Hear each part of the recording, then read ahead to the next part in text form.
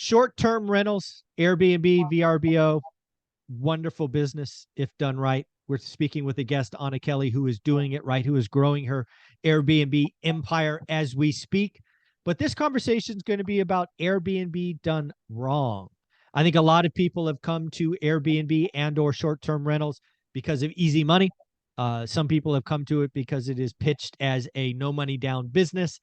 And I think a lot of people are going to suffer because they were sold a bill of goods. But Anna, welcome to the show. Hi, great to be here. I love this topic. Awesome. Well, again, let's remind folks that I believe you are doing Airbnb wonderfully well.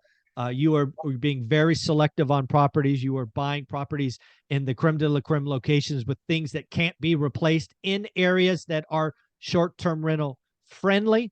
So Yes. why don't you talk about what you've done right, and then we will use that to position to all the things done wrong by others. Great. So I currently have 5 luxury short-term rentals in really great places to travel that have been historically travel locations. So they're in locations that draw vacationers and have for decades in areas that are friendly to vacationers and depend on that income coming in by and large. So I've got a property in Ocean City, Maryland. I've got one in Pensacola, Florida on the water. I have one in Navarre, Florida, between Pensacola and Destin on the water. I have a lake mountain retreat near Penn State College in Pennsylvania. And I have a cabin in Pigeon Forge, Tennessee. And then I have 6 rentals in our apartment complexes that we also do as lower end, shorter short-term rentals in the Hershey, Pennsylvania area. Very, very cool. Well, that is wonderful. And again, I think you're an example of doing it right. Again, if you're in an area that is friendly, check. If you have the location, the spot that can't be easily replicated, or it's replicated by 3 or 4 other properties, you have the supply demand on your side.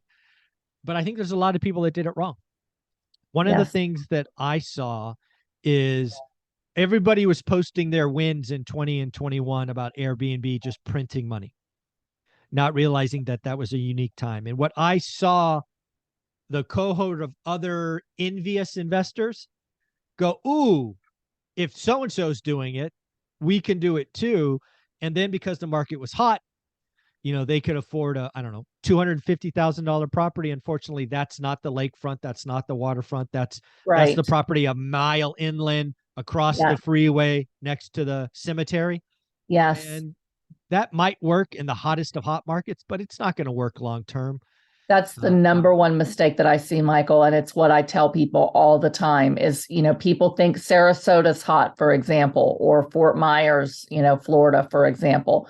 And what they've done is they go into a neighborhood to buy a regular residential home that's, 20-minute drive to the water, maybe 10-minute drive to the water, and think everybody's going to rent it because there's others that have. And the reality is when you're not that close to the water, when you hit changes in economic times, what we've seen with inflation cutting into people's daily paychecks, what you're seeing with recession and fears of recession, and people are afraid to vacation. If they're going to spend the money to vacation, what do they want, Michael? They want to be right where everything is. They want to be walkable. They want to be close. They want to be on the water, not in some residential area where they got to rent a car and drive 20 minutes to get where they want to go. On top of that, these HOAs in these residential neighborhoods are saying, wait a second, we don't want a bunch of partying and, riffraff and people coming and going in our quiet little residential neighborhoods. And they're starting to ban short-term rentals. And so people are getting stuck with these properties that they can't fill. Nobody's renting. And when they can get renters, their HOAs don't want them. So that the location of the rental is the absolute make or break you in this business. Yeah, again, it's location, location. But I think your last point is going to sneak up and surprise some people. I got a note from an investor whose HOA changed, right? And under one HOA leadership, they were very short-term rental friendly. The new one has come in, started January 1st, like 3 days ago. And it's like, nope, we're going to limit the number. We're seeing San Diego say, hey, we have, I don't know, whatever the number is, 100 Airbnbs. It's a lottery system. We're seeing some places or areas go, hey, suddenly 30 days is short term. All right. So again, there are areas that are basic. And then New York, right? The New York City mayor is basically saying every short-term rental is taking a spot away from a true New Yorker, and they're coming after it. So I think there's a lot of cities that historically have not been Airbnb places that turned into it because of the unique environment, and it's going to be hard. And just Fresno, California, my market, suddenly the city has created a business license. Because again, what people don't realize is short-term rentals is a business. It is treated Right. different on your tax return. It is not Right. passive.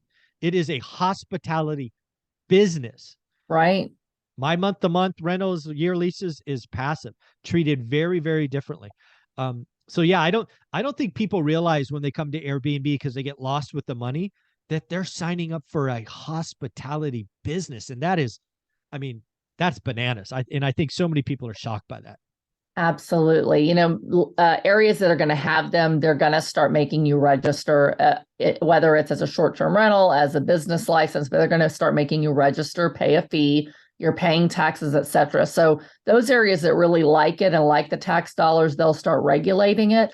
And those areas that don't want it, they're going to help these HOAs to try to get them out of residential neighborhoods. So what happens is, Michael, a lot of people, though, buy them and then find out, oh, the HOA doesn't allow it, or, oh, the city doesn't allow it. So they just don't do their research, or they trust a realtor to say, yeah, it should be allowed. And then they find out that it's not at the last minute. So a lot of times you can find out before you even buy them, whether the area you want to buy is having discussions, and most of them have been for the last year or two, as to whether they're friendly or not.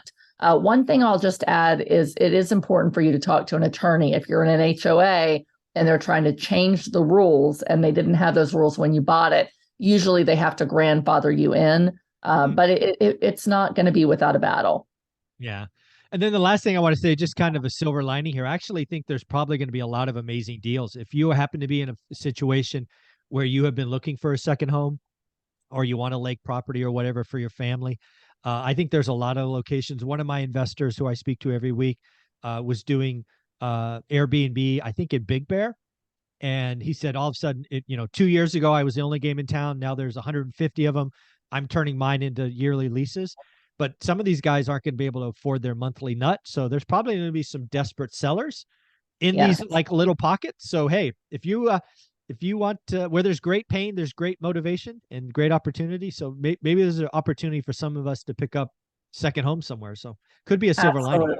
Absolutely. You have to do your due diligence and do your research. And, I think that's the biggest thing is so many people just bought anything because it was hot and it had a year worth of rental income. And they thought that is always going to continue. And the reality is it might not. So if you can buy in places that are friendly to vacationers, they want the vacationers, they have a history of being a travel town. So for example, Pigeon Forge, Tennessee, and Ocean City, Maryland, they get significant tax dollars from tourism. They want you there. It's been the most traveled places for 30, 40, 50 years. So go into areas like that, look for those that are distressed in those markets, and those are the markets to pick up a great deal. I'm looking for additional properties as well. I'm just waiting for a little bit more pain and trying to work out potentially some seller financing to lock in those 30-year fixed mortgages on those deals. Yeah, I think 2023 is going to be the opportunity for seller financing. It's going to be a lot of fun. So again, I think Airbnb short-term rentals is an amazing business. It's not passive. It is hospitality. I think it's amazing. I think you are doing it right, and thank you for leading the way. I just think there's a lot of people that got attracted by the easy money, the quick win, that unfortunately are going to get hurt. If people wanted to follow you, Anna, where would they do that? Great. You can find me here on my playlist and on your channel, and every Wednesday. You can find me on my website at reimom.com if you're interested in coaching, and you can follow me on social media at Anna Kelly, REI Mom. Thank you so much.